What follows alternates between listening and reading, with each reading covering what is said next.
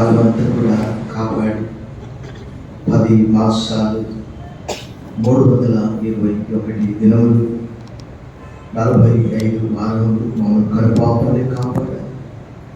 As the psalmist is praying, Psalm 17 verse 8 and 9, guard me as the apple of your eye, cover me under your wings. కీర్తనాకారుని ప్రార్థన మా ప్రార్థనగా చేసుకుని ఒకడు తన కనుపాపను కాపాడుకున్నట్లు నన్ను కాపాడు, నీ రెక్కల నీడలో నన్ను దాచుకు భద్రపరచు. ఉదయకాలం మాను నీ మందిరంలో ప్రవేశించి స్తుతించి గణపరిచి ఆరాధించి సమూహంగా సంఘముగా నీ కుమారుడైన క్రీస్తును రక్తము చేత విమోచించి పడవనికి తూర్పు ఎంత దూరమో అతిక్రమం అంత దూరపరిచి సముద్రపు అగాధంలో మా పాపములన్నీ కూడా పడవేసి పౌలు ఎంతో ధర్మశాస్త్ర విషయంలో నిక్కచ్చిగా దూషణ తప్పకుండా పాటించే వ్యక్తి. అలాంటి వ్యక్తి అంటాడు, అయ్యో నేనెంత దౌర్భాగ్యుడను, ఇట్టి మరణంలో నా శరీరం నుండి నన్ను ఎవరు విడిపిస్తారు? Oh, I am a wretched man that who will rescue me from this body of death. పాప శాపములో ఉన్నటువంటి మమ్మల్ని విడిపించి పరలోక రాజ్యానికి వారసులుగా మీరు సిద్ధపరిచినందుకు వదనలు చెల్లిస్తూ సమస్త మహిమ ఘనత కీర్తికి ఆరోపిస్తూ క్రీస్తు నామములో ఈ స్తుతి నీకు సమర్పిస్తున్నా మా ప్రియ పరలోక తండ్రి. ఆమేన్. దయచేసి కూర్చోండి, ప్లీజ్ బి సీటెడ్. ఉదయకాల ఆరాధన గురించి అందరినీ ప్రేమపూర్వకంగా ఆహ్వానిస్తూ ఉన్నాను. Welcome to this Lord's Telugu Catholic Church service and greet you all in the name of our Lord and Savior Jesus Christ. ప్రభువును సర్వశక్తి గల జగద్రక్షకుడైన క్రీస్తు నామములో మీ అందరికీ శుభములు సమాధానం కలుగుగాక. ప్రభువునందు మీకు ప్రియులారా, మీ అందరి క్షేమంగా తలస్తూ మీ అందరి కొరకు క్రమంగా మేము ప్రార్థిస్తున్నాము. వ్యక్తిగత ప్రార్థనలు, సంఘ ప్రార్థనలు, కుటుంబ ప్రార్థనలు ఖచ్చితంగా ప్రార్థనలు అయితే చేస్తున్నాము. ఇంకా మీకు ఏదైనా ప్రార్థన అవసరం ఉంటే మాకు తెలియజేయాలని కోరుతున్నాను. వాక్య భాగం మనం చదువుకున్నాము. The scripture was read for us. దేవుని లేఖనాన్ని మనము పఠించాము. Once again, unfold your Bibles with me to the Gospel according to Saint Matthew chapter 14. మీ పరిశుద్ధ గ్రంథములను మత్తయి సువార్త 14వ అధ్యాయం వైపు త్రిపోవాలని కోరుతూ ఉన్నాను. The Gospel according to Saint Matthew chapter 14 verses beginning from 22 that we have read. చాలాసార్లు ఈ లేఖన భాగం మనము విని ఉండవచ్చు, కానీ విన్నామని చెప్పేసి మళ్ళీ మనమైతే బైబిల్ చదవకుండా వినకుండా అయితే ప్రపంచ ప్రఖ్యాతిగాంచిన బోధకులందరూ కూడా ఈ ప్రసంగం చేసి ఉండవచ్చు. కానీ మరలా ఒకసారి మన విశ్వాసాన్ని పరీక్షించుకోవడానికి ఆ రోజు శిష్యులు 3.5 సంవత్సరాలు క్రీస్తుతో కూడా ఉండి ఒకానొక సందర్భంలో వారు చెప్పిన మాట, లార్డ్ ఇంక్రీజ్ అవర్ ఫెయిత్, ప్రభా మా విశ్వాసాన్ని వృద్ధి పొందించుము అన్నారు. 17వ అధ్యాయం 5వ వచనంలో రాసుకుంటారు. సో ఈరోజు కూడా క్రీస్తు చేసినటువంటి ఆ గొప్పతనాన్ని బట్టి ఈ లోకంలో ఆయన ఉన్నప్పుడు దేవుని వాక్యంలో రాయబడ్డది ఏంటి అని అంటే, ఆ 14వ అధ్యాయంలో పై భాగంలో చూస్తే జీసస్ హ్యాస్ ఫెడ్ 5,000 పీపుల్. ఆయన 5,000 మందికి ఆహారాన్ని ఇచ్చాడు. యాక్చువల్గా చెప్పాలంటే అందరి సంఖ్య లెక్కేస్తే 5 ముళ్ళ 15,000 మంది అవుతారు. ఎందుకంటే స్త్రీలను పిల్లలను వారు మినహాయించారు అని రాయబడ్డారు. సో ఆయన ఒక అన్నదాత, వారికి శరీర సంబంధమైన ఆహారం కూడా పెట్టాడు, అదే రీతిగా ఆత్మ సంబంధమైనటువంటి ఆహారాన్ని కూడా పెట్టాడు. దాని తర్వాత ఆయన తరచుగా ఏం చేస్తూ ఉండేవాడంటే, ఆవల అంటే మధ్యలో గలిలయ సముద్రం ఉన్నది, సముద్ర తీర ప్రాంతాలను దర్శించడానికి ఆయన తరచుగా వెళ్తూ ఉండేవాడు. అక్కడ రాయబడ్డది సువార్తలన్నింటిలో మత్తయి సువార్త 4వ అధ్యాయంలో రాయబడ్డది.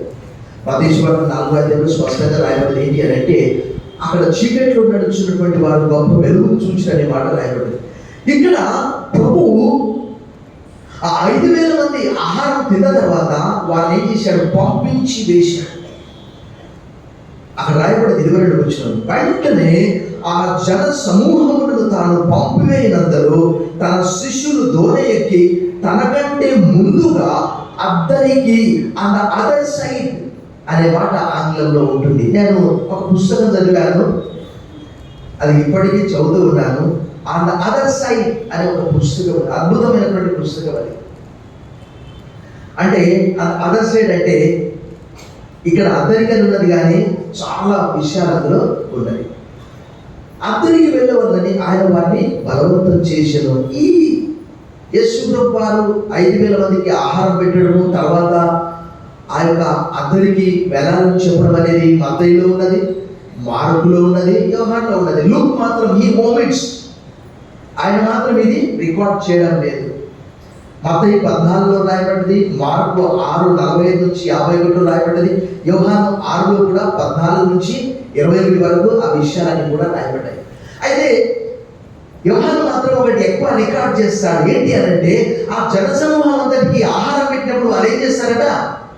ఆయనను పట్టుకొని రాజుగా చేయాలని ప్రయత్నం చేస్తాడట. యోహాను 6:15లో ఆ విషయం రాయబడ్డది. వారు ఏమనుకున్నారంటే,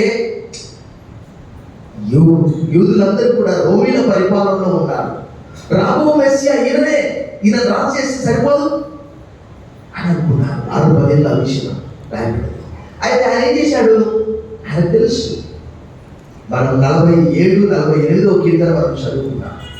ఉత్తర ప్రత్యుత్తరి ఆయనే రాజు, ఆయన ఓరు పట్టుకొని రాజు చేయడం ఏంటి? అయితే ఆయన అక్కడి నుంచి వెళ్ళిపోతాడు. అయితే అక్కడ రాయబడినటువంటి విషయం ఏంటంటే, అవతలికి వెళ్ళమని శిష్యులకి చెప్పి ఆయన ఏం చేస్తాడు? త్వరపెట్టాడట. అక్కడ రాయబడ్డది 6వ అధ్యాయం మార్చబడి 45 నుంచి కూడా రాయబడ్డది. ఇక్కడ కూడా వారిని బలవంతం, కన్స్ట్రైన్డ్ అనే మాట రాయబడ్డది. ఆయన ఆ జనసమూహములను పంపివేసి ప్రార్థన చేయటం ఏం చేశాడట? ఏకాంతముగా కొండ ఎక్కిపోయి సాయంకాలమైనప్పుడు ఒంటరిగా యేసు ప్రభువు వారు ఆయన మానవునిగా ఈ లోకంలో ఉన్నప్పుడు దేవుడి వాక్యము ఏమని తెలియజేస్తున్నది? ఎవరి వరకు ప్రార్థన చేశాడు ఆయన? మనమంటే పాపలం కదా, ఏదో ఒక రకంగా పాపం చేస్తాం. దేవా నాయన, నా బలహీనతను తొలగించు, నా పాపాలను తొలగించు, నాకు ఉన్నటువంటివి ఏమైనప్పటికీ కూడా చెడు అంతా తీసిపోయి. మరి ఆయన దేని కొరకు ప్రార్థన చేస్తున్నాడు? ఆయన వెళ్ళిపోయిన తర్వాత ఆయన శిష్యులు దృఢమైన స్థిరమైన విశ్వాసంలో ఉండాలి, పదిలంగా. తర్వాత లోకమంతటి కొరకు ఆయన చనిపోవాలి. అక్కడ రాయబడ్డది కదా, ఏమని రాయబడ్డది? ఆయన తన ఎదుట ఉంచబడిన ఆనందము కొరకై అవమానము నిర్లక్ష్య పెట్టి సిలువను సహించి దేవుని కుడిపార్శ్వమున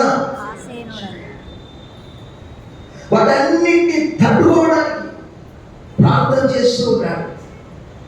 ఎక్కువ సమయం ఆయన ప్రార్థనలో గడుపుతూ ఉన్నాడు. ఈరోజు కూడా అనేక మంది ఏంటంటే, ఏమాత్రం సమయం ఉన్నా కూడా ఏం చేస్తున్నారంటే ప్రార్థన కాదు కానీ ఫోన్ చూస్తూ ఉన్నారు. దానివల్ల కంటెంట్లో మీకు ఏమి, మీ కష్టం వచ్చినప్పుడు నీకు iPhone 16 ఉండవచ్చు, 17 ఉండవచ్చు, 18 ఉండవచ్చు, అల్మారా నిండా బంగారు ఉండవచ్చు ఓపెన్ చేస్తే, but that cannot save you. అది నీకు మనశ్శాంతిని ఇవ్వలేదు, అది నేను పరలోకానికి నడిపించలేదు.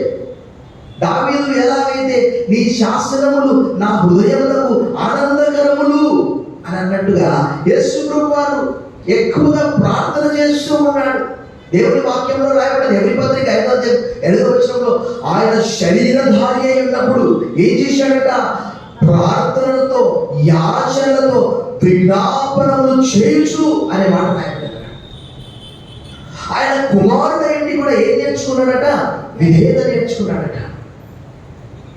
యేసు ప్రభువు వారికి అన్ని ప్రార్థనలు అవసరమై ఉంటే మరి మరింత ప్రార్థన అవసరం. సో ఆయన ప్రార్థన చేయడానికి వెళ్ళాడు ఒంటరిగా. అనేక చోట్ల రాయబడి, లూకా 6లో కూడా రాయబడింది. రాత్రంతా ప్రార్థన చేసి శిష్యులని అనుకున్నాడట. 6వ అధ్యాయంలో రాయబడింది. ఇక్కడ రాయబడ్డాడు, రాత్రంతా ప్రార్థన చేసి ఉదయం కాగానే ఆయన అందరినీ 12 మందిని పిలిచాడట. అక్కడ రాయబడింది. తర్వాత చూస్తే అప్పటికి ఆ దోణి దానికి దూరంగా నుండగా గాలి ఎదురైనందున అల వల్ల పుట్టిపరచు. చూడండి, ఈ శిష్యులకు మనందరికీ తెలుసు, ఎక్కువ మంది శిష్యులు ఏ ప్రాంతానికి చెందిన వారని నేను చెప్తూ ఉంటాను. చెప్పండి. సింహ భాగము 11 మంది ఎక్కడికి చెందిన వారు? గలిలయ ప్రాంతానికి చెందిన వారు. మనం లేఖనాలు బాగా చదివితే అపోస్తలుల కార్యం 2వ అధ్యాయంలో మీరు గలిలయులు కదా అని మాట రాయడం. ఒక్క వ్యక్తి మాత్రం గలిలయ సంబంధమైన వ్యక్తి కాదు. ఎవరైనా ఇస్కరియోతు అనే ప్రాంతానికి చెందిన వ్యక్తి ఇస్కరియోతు యూదా. ఇక మరి ఒక చోట భక్తుడు అంటాడు, అతని పేరు ఏమంటాడు? ద్రోహియము ఇస్కరియోతు యూదా. బిట్రేయర్, ట్రైటర్, దేశద్రోహి, నమ్మక ద్రోహి అని కూడా చెప్పవచ్చు. అయితే ఆ దూరము ఎంత దూరము అని అంటే యేసుప్రభు వారు 6 కిలోమీటర్లు వారిని వెళ్ళమని చెప్పాడు. చెప్పి ఏం చేశాడు? ఆయన ప్రార్థన చేయడానికి వెళ్ళాడు. ఏకాంతంగా ప్రార్థన చేస్తూ ఉన్నాడు. కష్టాలను నష్టాలను ఎదుర్కోవడానికి, సిలువను ఎక్కడానికి గెత్సెమనే తోటలో ఎలాంటి ప్రార్థన చేశాడో మనకు తెలుసు. ఆ 22వ అధ్యాయం 44వ వచనంలో ఆయన చెమట రక్తపు బిందువుల వలె అయ్యేంత వరకు కూడా ఆయన ప్రార్థన చేస్తూ ఉన్నాడు. అయితే ఆయన అక్కడ ప్రార్థన చేస్తూ వాళ్ళని వెళ్ళమని చెప్పాడు. వాళ్ళంతా ఎవరు అంటే ఎక్కువ మంది జాలరులే వారు. వారికి ఇలాంటివన్నీ కూడా అలవాటే. కానీ ఏం జరిగింది అక్కడ? అసలు ప్రయాణం సాగట్లేదు. మెల్లగా వెళ్తూ ఉన్నారు. చివరికి ఏం జరిగింది చూడండి అక్కడ. అప్పటికి ఆ దోణి దడికి దూరంగా ఉండగా, అంటే ఒకవేళ 6 ఫర్లాంగులు ఉందనుకోండి, లేక 6 మైళ్ళు ఉందనుకోండి, 75% వెళ్ళారు. కానీ కష్టంగా ఉన్నది వాళ్ళకు. ఏం జరిగింది అక్కడ చూడండి. అప్పటికి ఆ దోణి దడికి దూరంగా ఉండగా గాలి ఎదురైనందున అలల వల్ల కొట్టబడుచుండే. అప్పుడు ఏం జరిగింది చూడండి. రాత్రి 4వ జామున ఆయన సముద్రం మీద నడుచుచు ఎక్కడికి వచ్చాడట? ప్రపంచంలో ఎవరైనా నీళ్ళ మీద నడుస్తారండి? దేవుని వాక్యంలో ఏమని రాయబడి? నడవండి చూసాం మీరు. నీళ్ళంటేనే కొంతమందికి పై ప్రాణం పైనే. దేవుని వాక్యంలో ఒక చోట రాయబడింది ఏంటి అంటే, యోబు గ్రంథము 9వ అధ్యాయము 8వ వచనం. యోబు గ్రంథము 9వ అధ్యాయము 8వ వచనం చూడండి. The book of Job chapter 9 verse 8. ఆయన ఒక్కడే ఆకాశ మండలమును విశాలపరచువాడు, సముద్ర తరంగముల మీద. సముద్ర తరంగాలనే నడుస్తూ ఉంటాడు. దేవుని వాక్యంలో ఏమని రాకూడదు తెలుసా? ఆయన ఒకడే ఆశ్చర్య కార్యములు చేయవాడు, ఆయన కృప నిరంతరం ఉండును. యేసు చేసిన కార్యములు భూమి మీద అనేకమైనటువంటి ఉన్నవి. అవన్నీ రాయాలంటే చెప్పండి, అవన్నీ రాయాలంటే బిగ్గరగా చెప్పండి, బిగ్గరగా చెప్పండి అబ్బా.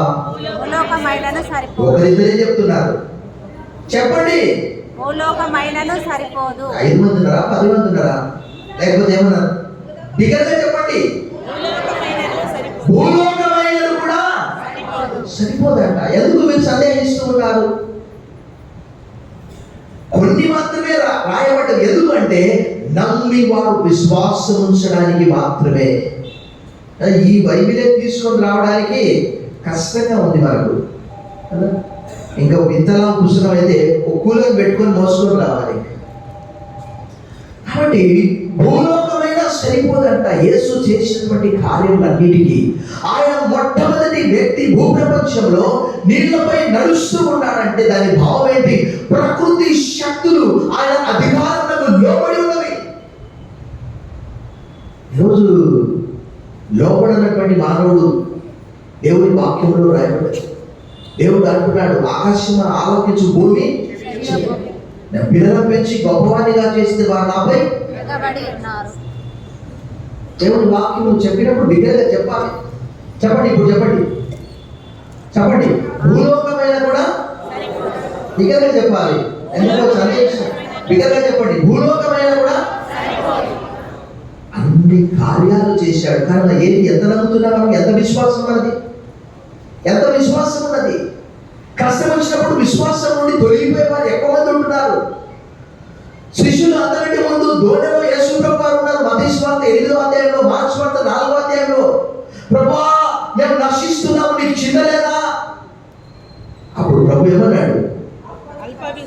విశ్వాసులారా, ఓ ఫైట్లెస్ పీపుల్.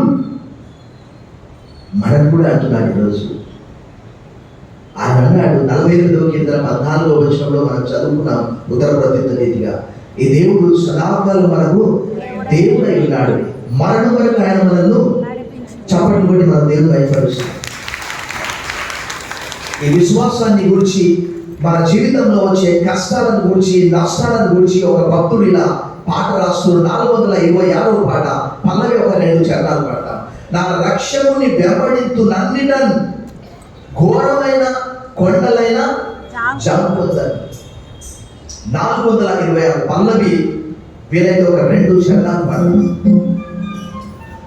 నా రక్షకుని వెంబడింతు నన్నిటన్ ఘోరమైన కొండలైన జంపుతాను. చెప్పండి. సురక్షితంబుగాను నేను వెళ్ళుతూ పరమ కిరీటమును వాడను. యేసు నేను ఎన్నడెన్నడూ ఆశతో నన్నిటన్ వెంబడింతును. ప్రభు వెంట మూసుకొని ఎక్కడికి పోదు. నా యేసు తోడ వెళ్ళుచుందునెల్లడం ప్రయాసమైన లోయలైన భయపడ. దయచూపు యేసు నన్ను వెంబడించుచు భయమేల భువనములో దాగా. యేసు నేను ఎన్నడెన్నడూ ఆశతో నన్నిటన్ వెంబడింతు. ఆశురాము ప్రభు వెంట మూసుకొని ఎక్కడికి వెళ్ళు. మత్తయి సువార్త 8వ అధ్యాయంలో ప్రభు వారితో కూడా ఉన్నాడు. మార్కు సువార్త 4వ అధ్యాయంలో ప్రభువా మేము నశిస్తున్నాం, నీకు చింత లేదా అన్నారు. ఇక్కడ మాత్రం ఆయన లేడు. ఆయన లేడు కాబట్టి ఆ దోణె దేనికి సూచన అంటే మన జీవితానికి సూచన, సంఘానికి సూచన. సంఘానికి అనేకమైనటువంటి శ్రమలు, మన జీవితంలో అనేకమైనటువంటి అల్లలు, అనారోగ్యము. నా జీవితంలో నేను మొట్టమొదటిగా 98వ సంవత్సరంలో నమ్మాను, నాకు ఎవ్వరూ తోడుగా లేరు. యాకోబు ఎలా వెళ్తున్నాడో అలా వెళ్తూ ఉన్నాడు. ఎక్కడికి వెళ్తున్నాడో నాకు తెలియదు. మొట్టమొదటిసారి 98వ సంవత్సరం, తర్వాత 99లో ఇన్స్టిట్యూట్కి వెళ్ళాను, తర్వాత 2000 సంవత్సరంలో ఢిల్లీ వెళ్ళాను ఇస్లాం నేర్చుకోవడానికి. ఇస్లాం డీప్ స్టడీ చేశాను, అడ్వాన్స్ కోర్స్ చేశాను. ఇందులో భాగంగానే అప్పుడు నా గురి అంతా ఒకే ఒకటి, విశ్వాసముల కర్త దాన్ని కొనసాగించువాడునైన యేసు వైపు చూచుచు ఓపికతో పందెములో పరిగెత్తుదమని పౌలు అంటున్నాడు హెబ్రీ పత్రిక 12వ అధ్యాయం. విశ్వాసము లేకుండా దేవుడికి ఇష్టడైట అసాధ్యము. దేవుని యొద్దకు వచ్చివాడు ఆయన ఉన్నాడని, తను వెతుకువానికి ఫలం దయచేవాడని. ఒకనొక సందర్భంలో శిష్యుల యొద్దకు ఒక తండ్రి ఒక చిన్న పిల్లవాడిని తీసుకొని వస్తాడు. మత్తయి సువార్త 17వ అధ్యాయంలో, మార్కు సువార్త 9వ అధ్యాయంలో. ఆ శిష్యులు ఆ పిల్లవానికి స్వస్థత ఇవ్వలేకపోతారు, ఆ దయ్యాన్ని వెలగొడలేకపోతారు. ప్రభు అంటాడు, అల్ప విశ్వాసులారా, ఓ ఫెయిత్లెస్ పీపుల్ అని అంటాడు. అది ఎందుకు మీరు అవిశ్వాసంతో ఉంటున్నారు? పాపం అంటే ఏదో కాదు, విశ్వాసం లేకపోవడమే. రోమపత్రిక 14వ అధ్యాయంలో అపోస్తలుడైన పౌలు అంటాడు చివరి వచనంలో, విశ్వాస మూలము కాని ఏదో అదే పాపం. ఇక్కడ ఆ దోణి మునిగిపోవడం కూడా సిద్ధంగా ఉంది. అక్కడ చూడండి, అక్కడ రాత్రి 4వ జామున ఆయన సముద్రం మీద నడుచు వారి వద్దకు వచ్చారు. ఆయన సముద్రం మీద నడుచుట శిష్యులు చూచి తొందరపడి భూతమని చెప్పుకొని భయము చేత. దేవుని వాక్యంలో చూస్తే పరిసయ్యులు పునరుద్ధానం ఉన్నదని నమ్ముతారు, ఆత్మను నమ్ముతారు, లేక భూతమని కూడా రాయబడ్డది అక్కడ బైబిల్ అంతట్లో కూడా. ముఖ్యంగా లూకా సువార్త 24, 37, 39, అపోస్తలుల కార్యం 23లో రాయబడ్డది. అంటే చూడండి, ఆ సముద్రంలో, ఆ గలిలయ సముద్రంలో ఆ అలలకు ఆ దోణి పడుతూ ఉన్నది. ఆ దోణి పైన పడుతూ వారు మునిగిపోవడానికి సిద్ధంగా ఉన్నారు. ఆ సమయంలో యేసుప్రభువు వారు నడుస్తూ వెళ్తూ ఉన్నారు. అప్పటికి ఎంత సమయం కావచ్చు అంటే తెల్లవారడానికి ఇంకా కొంచెం సమయం ఉన్నది. ఎందుకంటే 4వ జామున అనే మాట రాయబడింది. 4 జాములు రోమా ప్రభుత్వ కాలంలో దాన్ని ఎలా డివైడ్ చేశారంటే 6 నుంచి 9 ఒక జాము, 9 నుంచి 12 రెండవ జాము, 12 నుంచి 3 మూడవ జాము, 3 నుంచి 6 నాలుగవ జాము. అంటే దాదాపుగా 3 నుంచి 6 మధ్యలో తెల్లవారడానికి చాలా కష్టంగా, మన జీవితంలో కూడా చాలా కష్టంగా ఉంటుంది. ఒక్క రోజు హాస్పిటల్లో ఉన్నప్పుడు ఎప్పుడు తెల్లారుతుందా అనుకుంటాం. ఎందుకంటే ఈ హాస్పిటల్ నుంచి బయటపడాలి. మామూలుగా ఇంట్లో ఉన్నప్పుడు ఏమనిపించదు. జ్వరం వచ్చినప్పుడు ఈ జ్వరం ఇంకా ఎన్ని రోజులు ఉంటుంది, ఆర్థిక సమస్య ఉన్నప్పుడు ఇంకా ఎంతకాలం ఈ ఆర్థిక సమస్య. ప్రభు అక్కడ వారికి కనిపించే వరకు వారు భయపడి భూతమని అనుకున్నారు. ఆ ప్రభు ఏమన్నాడు చూడండి అక్కడ, వెంటనే యేసు ఏమంటున్నాడు, ధైర్యము తెచ్చుకొనుడి. టేక్ హార్ట్ అని ఆంగ్లంలో రాయబడ్డ, ధైర్యం తెచ్చుకోండి, నేనే భయపడకుడి అని. చూడండి అక్కడ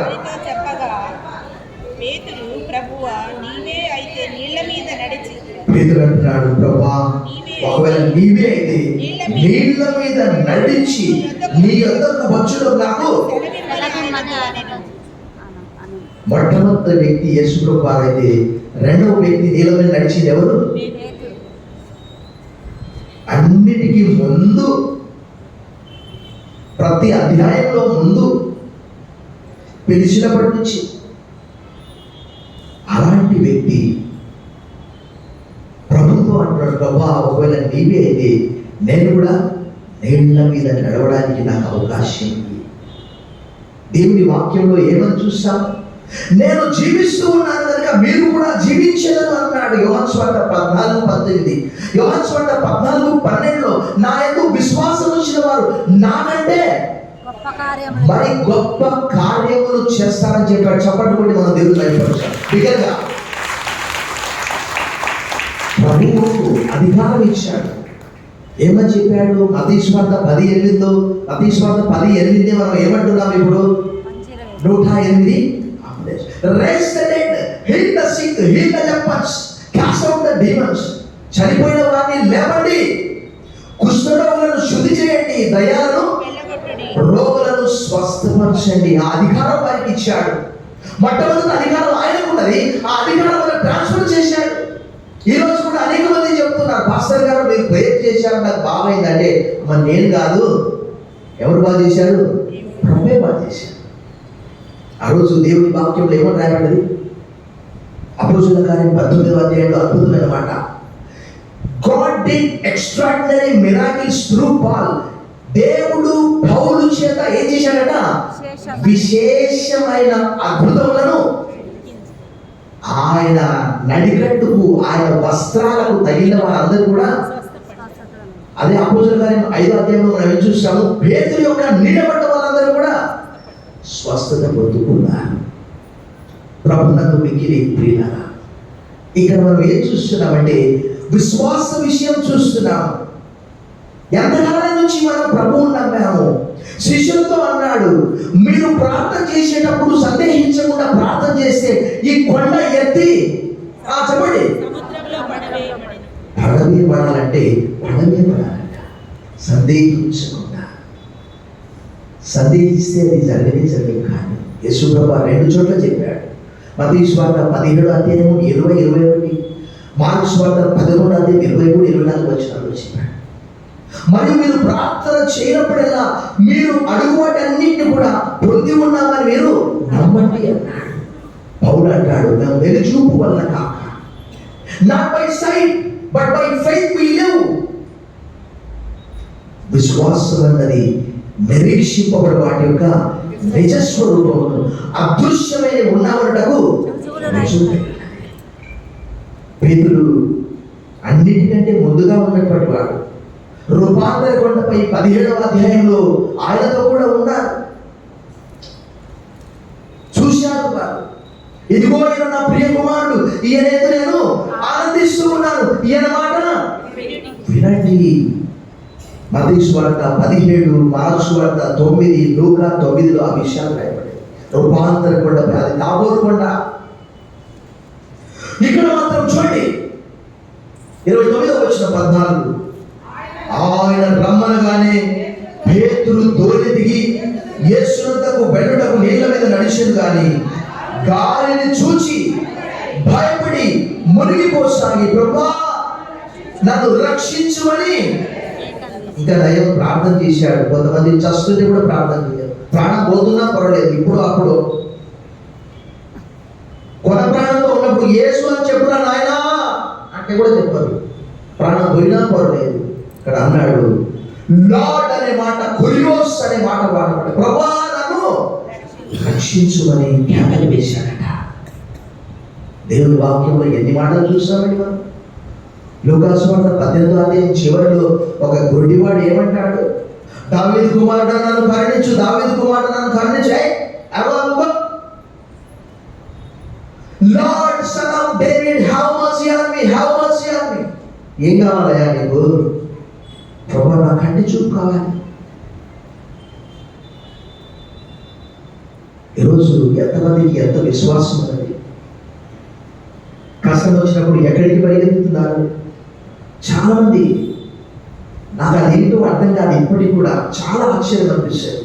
ఏంటి అంటే, సార్ ఈ ఇంట్లో వచ్చినప్పటి నుంచే చాలా అనారోగ్యాలు సార్. ఎంత విశ్వాసం అండి నీది?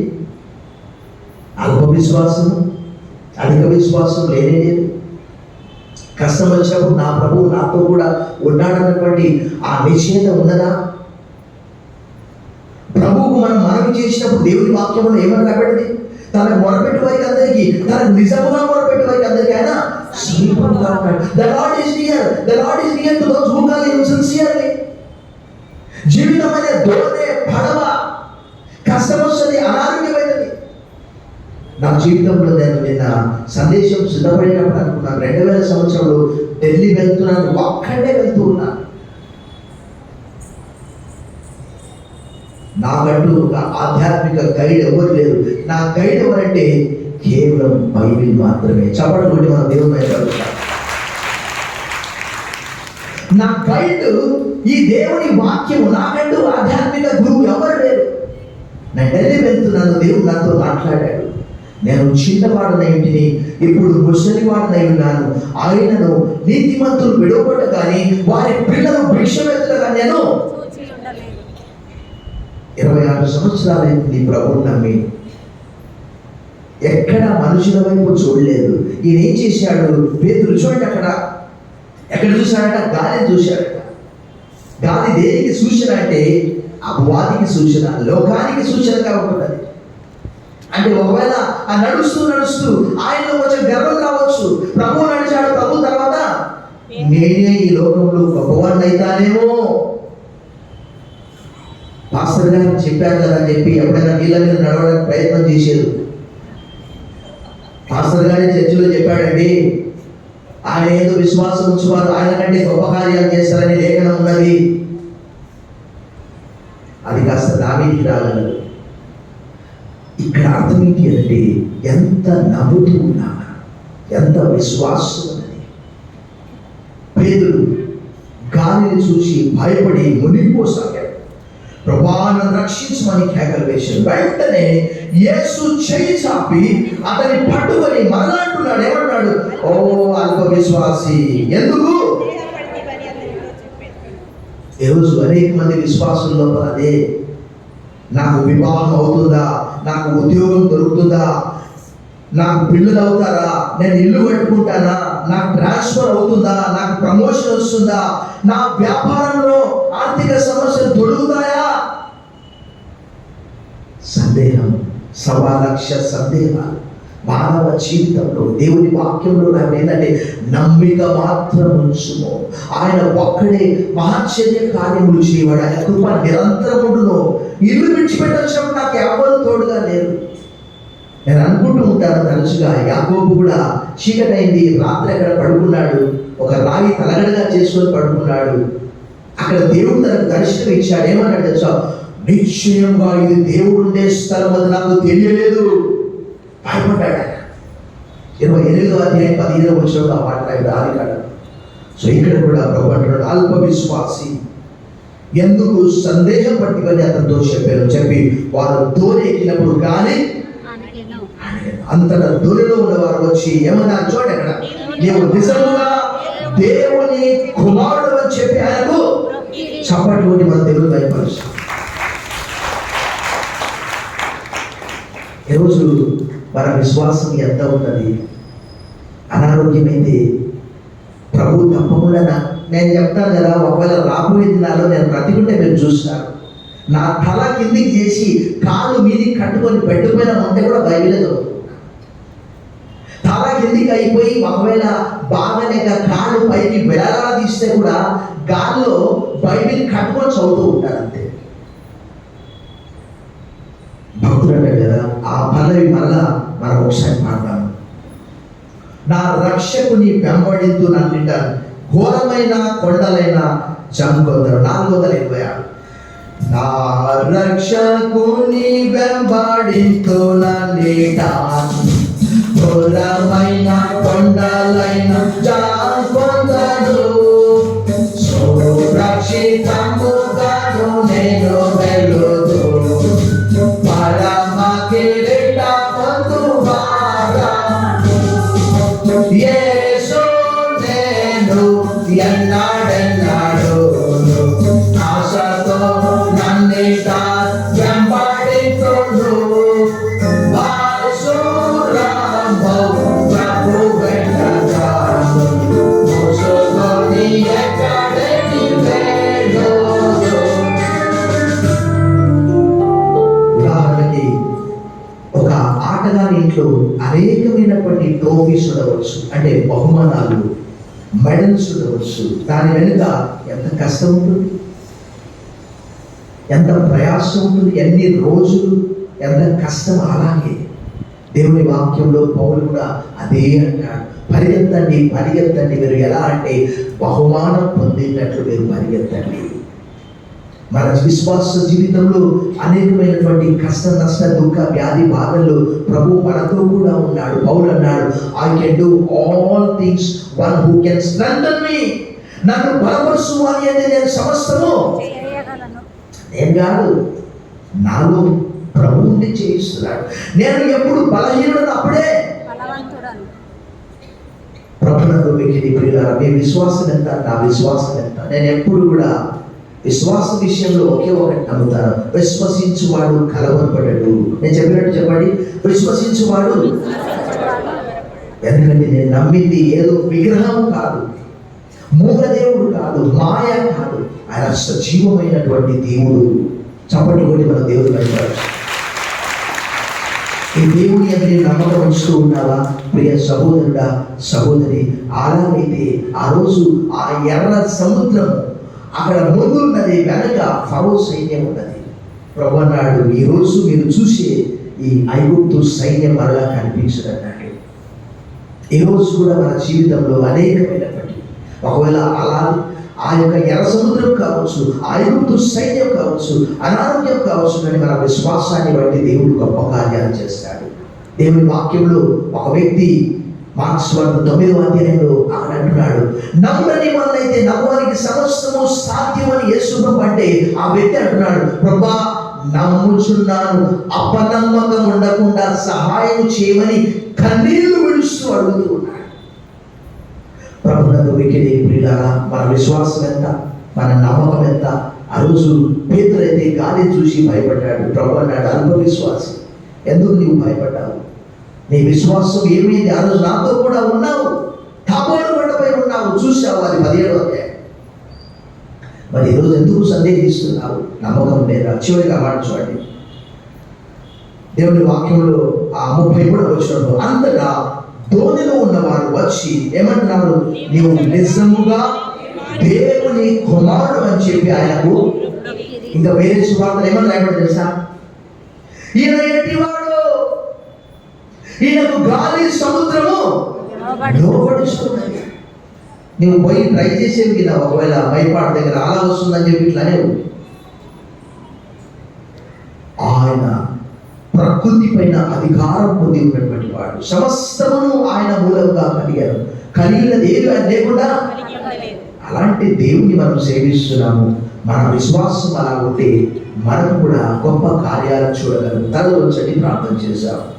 సర్వశక్తి గల దేవా, ఈ దినము యేసు క్రీస్తు నిన్న నేడు నిరంతరము ఏక రీతిగా ఉన్నాడు. Jesus Christ is the same yesterday, today and forever. ఇదిగోనైనా ఈ దినము మా విశ్వాసాన్ని స్థిరపరుస్తూ ఉన్నారు, భద్రపరుస్తూ ఉన్నారు. నాయనా, నీకు భద్రములు అరు శిష్యులు అన్నారు. ప్రభా, మా విశ్వాసం వృద్ధి పొందించుము, మా విశ్వాసాన్ని కూడా వృద్ధి పొందించుమని, గొప్ప కార్యాలు జరిగించుమని యేసు నామములో ప్రార్థిస్తున్నాం తండ్రి. ఆమేన్.